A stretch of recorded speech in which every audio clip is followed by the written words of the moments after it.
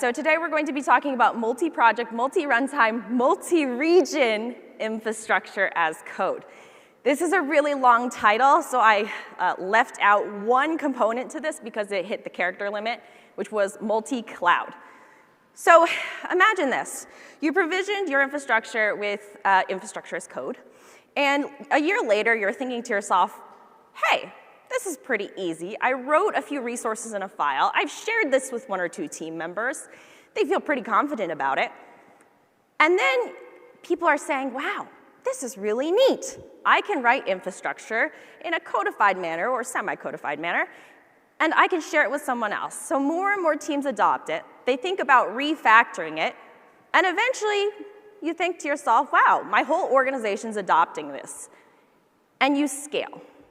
Scale is complicated to define, but in this situation, I'm talking about adding more runtimes and architectures. Now, it's natural to have an older environment that might have virtual machines. It might have other systems that you've already put in place that you didn't write in infrastructure as code. You probably went into the console and you manually clicked everything, right? So this journey is a little bit more complicated than this linear diagram that I have here, but the reality is that infrastructure as code is meant to be complicated. You have older systems, you have newer systems. You're going to evolve these systems. Your newer systems will become completely obsolete because now you have developer platforms and patterns that provision new types of infrastructure. And our definition of infrastructure changes because, hey, what is infrastructure but running services, and what are services now as a definition? So what foundations do you need in order to scale? If you're in this room and you're saying, I'm just getting started, or I just manually click through everything, or if you're in this room because you're somewhere in the middle where you started to share your infrastructure as code configurations across multiple teams, you're not really sure how it's supposed to evolve. And the point is that you're supposed to design infrastructure as code to evolve. Code is now representative of our architecture as much as we draw architecture diagrams to render it into code.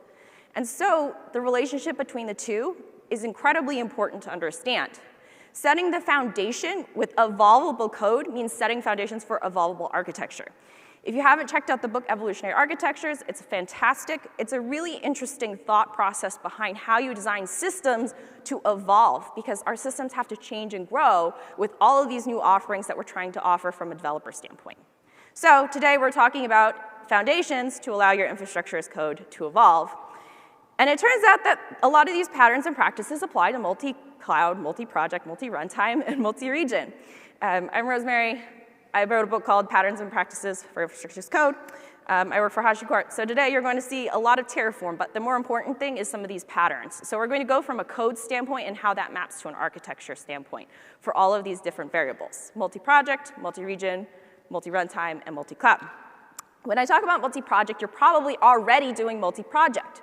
Project is a natural segmentation of access control, resources, billing resources. But we also have to think about multi-runtime, because as you scale your organization, it's no longer feasible for every team to manage their own infrastructure. Some of you folks are probably laughing at that, but it is true. At first, we thought about from a DevOps philosophy standpoint, everybody should manage their own infrastructure, but it becomes untenable at some point. So you start to push a lot of these functions into platform infrastructure. So that's why multi-runtime starts to become important, because you have runtimes that are going to support multi-tenancy and others that are not. You also have multi-region. And sometimes it's simple. Sometimes you're saying, wow, I can start just by deploying to multi-region right off the bat. Actually, you saw that in the keynote, right? You could deploy to multi-region Cloud Run really quickly without really caring what to do. But if you are running a platform, you may not have the luxury of thinking about multi-region early on. You might have to think about that much later. And so multi-cloud is sort of the last place we're going to land. The reason why is that multi-cloud is hard. You may not be thinking about it. You may have systems that are on-prem and cloud right now, and you have to think about how to bridge between the two. So we're going to talk about how does your code look across all these different variables. Before I get started down this path, though, I am going to set some vocabulary. I'm going to refer to a group of resources with a common purpose as a module. If you're not familiar with Terraform, that's perfectly fine. There are a lot of other tools out there, and they're going to offer this ability to group resources with a common purpose. This is pretty intuitive to how you do infrastructure as code, because sometimes you just want to offer an opinionated catalog offering.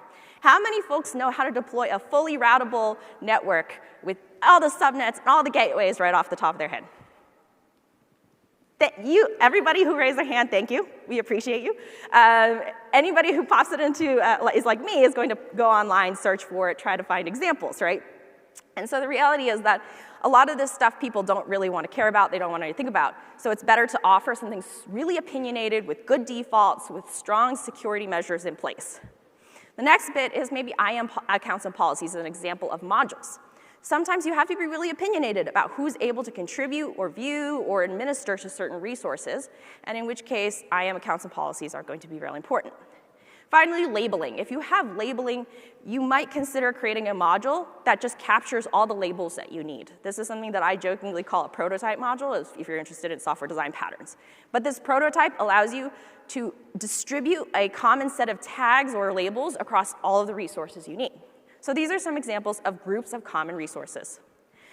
The next thing about infrastructure as code as a principle, and I want to bring this out really core to infrastructure as code, make atomic changes. I cannot stress this enough. If you're starting your journey, it's very easy to dump everything into one configuration, and then eventually, a year later, you'll find yourself waiting 40 minutes for 200 resources to converge and for 200 resources to be changed. And so you have to start thinking about making atomic changes very early. You have to start breaking down your infrastructure state per layer. I think about it as about 4 layers: networking, runtimes, workloads on those runtimes, and then anything that requires a customer or a user to connect to those workloads. So if you think about those 4 layers, if you divide them each into their own state, you're guaranteeing some kind of atomicity to how you're applying changes.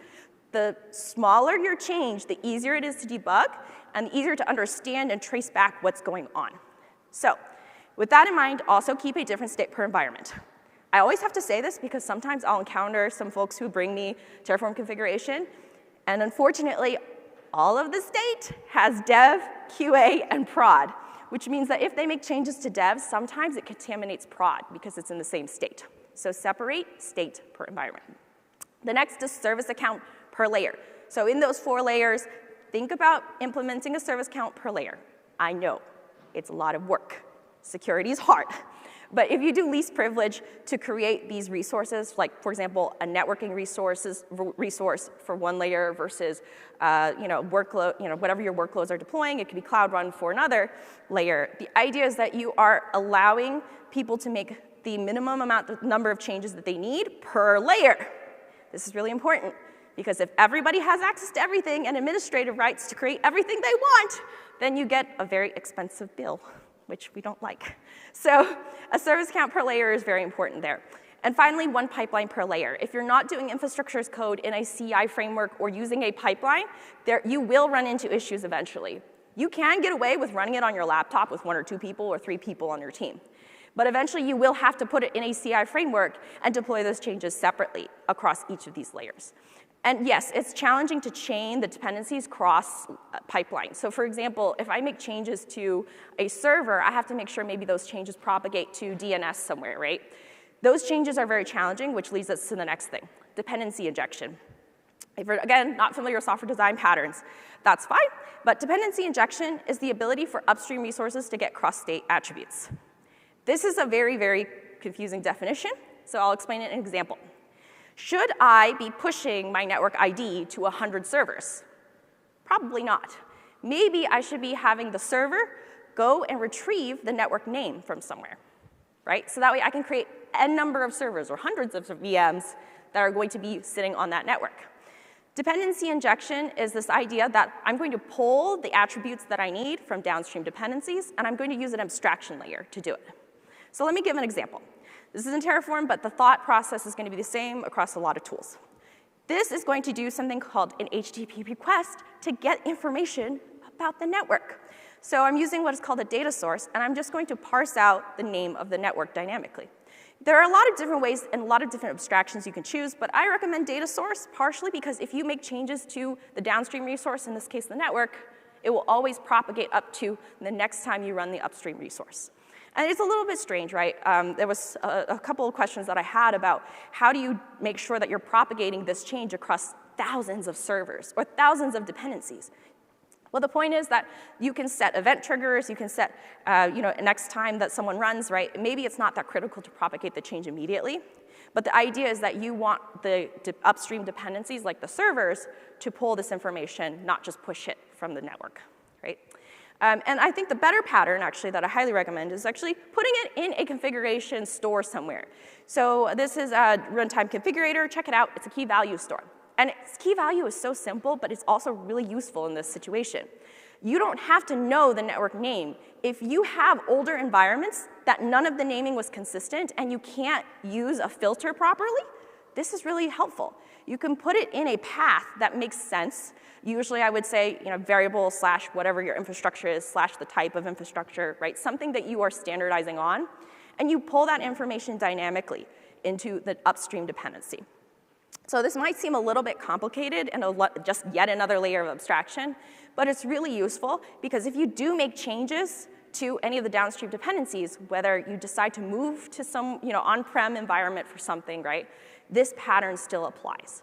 So dependency by configurator or by some kind of key value store is particularly useful.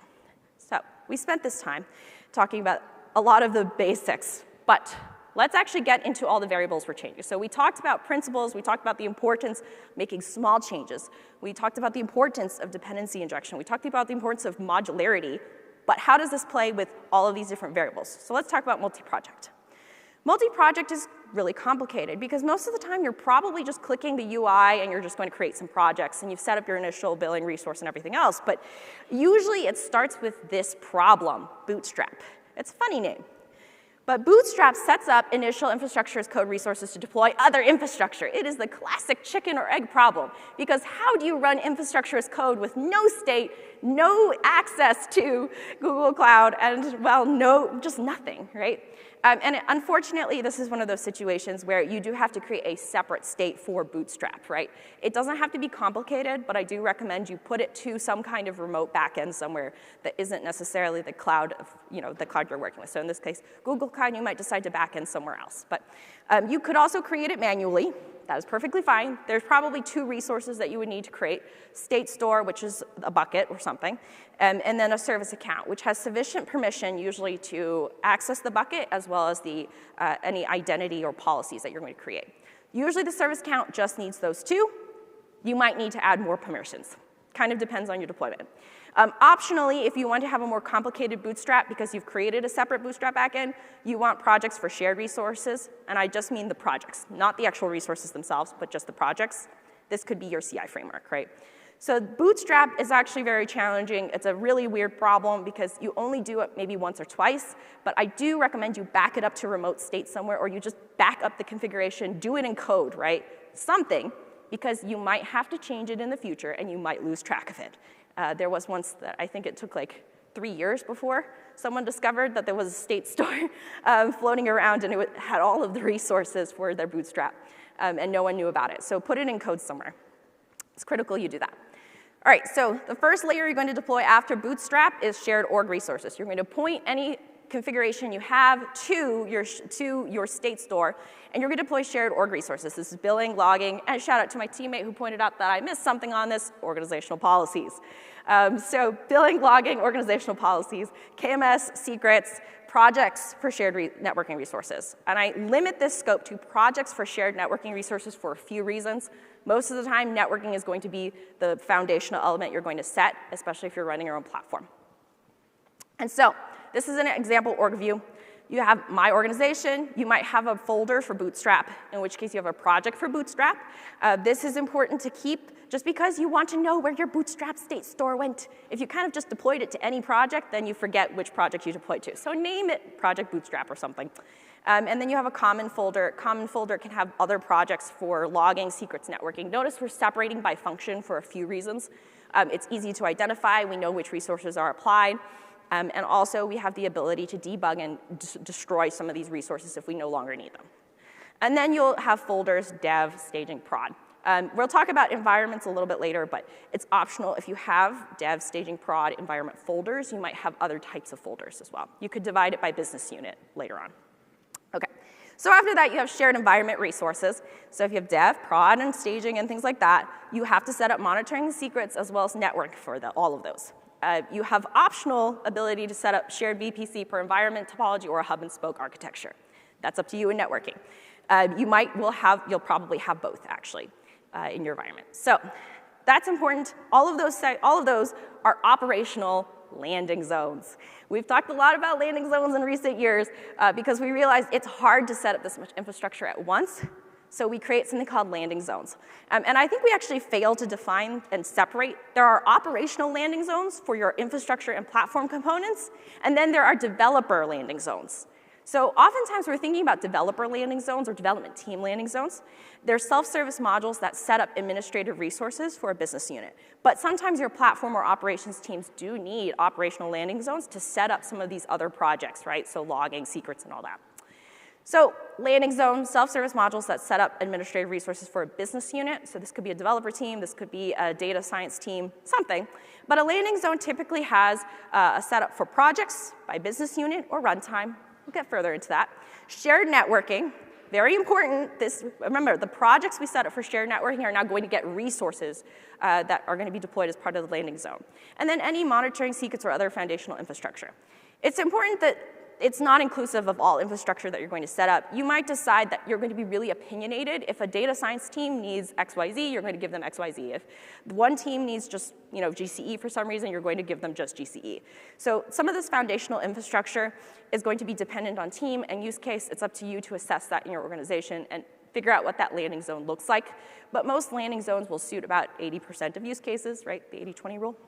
But the reality is if you're not in 50 regions, you're only doing a couple, or you're only doing maybe like 5 or 6, try to keep it unraveled, mostly because then you'll have per region differences. So if you have regional differences, these are things you want to account for. So the bigger pattern and the bigger lesson about this is that you're going to have differences per region, per environment, per runtime. There are some things that you're going to keep hard-coded and some things that you are going to want to optimize by iterating over it. But at the end of the day, this is something you're going to gradually do over time. Don't start right off the bat and say, I'm going to use a bunch of loops to iterate over 2 regions. It starts to obfuscate a lot of how you're going to debug and grow your system. So keep it unraveled until you get to a point where it becomes a pain point. Finally, multi-cloud. Multi-cloud is complicated. All of the patterns that you hear today apply to on-prem and apply to other clouds. This is important to know. The foundations that I put down today are going to apply to the constructs across all of these, right? On-prem might be a little bit more challenging, but most on-prem environments already have these structures in place. And so the big point that I do want to bring up on multi-cloud is that very rarely are the same applications deployed cross-cloud. Very rarely do you have the same exact application on-prem and public cloud. Unless you did a lift and shift and you're running some kind of canary or some kind of 50-50 split across the two because of you're just migrating over. But very rarely will you have that. You will have it, some folks do, but again, very rarely do you have it because most of the time we are provisioning new infrastructure or greenfield environments and trying to interface them with brownfield or older environments that we already have. So typically we separate domains in separate clouds, which means that we actually have to support cross-cloud interfaces across domains. A good example of this is that you might have a database on-prem, and then you might have new services that are coming up in Google Cloud. And so in that case, you have to support cross-cloud interfaces, even though they're separate domains. So how do you do this? Well, unfortunately, this is not infrastructure as code. This means picking a cross-cloud interface. This could be Kubernetes. Google Deployment Cloud is a fantastic example of this. You can run a hosted Google Deployment Cloud, and you can have that interface with all of your Google Cloud components, right, accordingly. And it's the same interface. You don't have to do anything different about it. You could use a service mesh, and the reason why I bring this out is that from a networking standpoint, network is challenging. Service discovery is the most difficult cross-cloud interface to deal with because service discovery is done different ways. Even though DNS is mostly the same, the way we set it up is going to be different. So service mesh, if you're not familiar with it, allows you to put an interface on top of services and control things that are cross-cloud, cross-runtime, everything that you think about here, right? So that's a thought, but it's not infrastructure as code to a certain degree. And then you have secrets management. Secrets management is another piece. Anything you have secrets, just push it out into a secrets manager. Eventually, you'll have sprawl of secrets, and you won't know where they all are.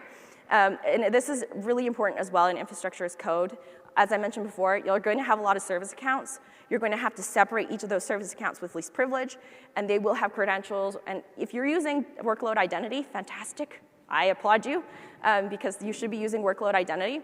But if you're doing something that requires static secrets, because you are across all of these different clouds and different environments, you will have to push it into a secrets manager somewhere so you can track and audit where those secrets are going. And so in general, these are at the repository view. And so I mentioned before, monorepo or multi-repo. And the answer is you're going to do both. This is repositories. This isn't folders in a repository. This isn't code directly in the repository, but you will separate by repository. So you might have networking for Google Cloud. You might have Cloud 2 networking, Cloud 3 networking, and then you'll have on-prem networking. And if you have VPN or connectivity between all of these, you'll probably, please put them in a separate repository.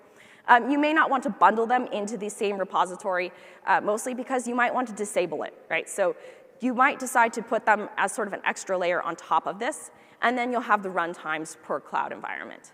So there are some important things to note, especially if you do cross-cloud. Don't put them all in the same repository, and the reason being is that eventually it starts to clutter things, and it becomes very challenging to iterate cross-cloud. So in summary, we have multi-project, multi-runtime, multi-region, multi-cloud. Multi-project is going to consist of bootstrap, an order of operations, and a landing zone for developers. We have multi-runtime. Runtime is about separation of concerns. Are you multi-tenant, in which case you're offering a platform for a lot of developer teams?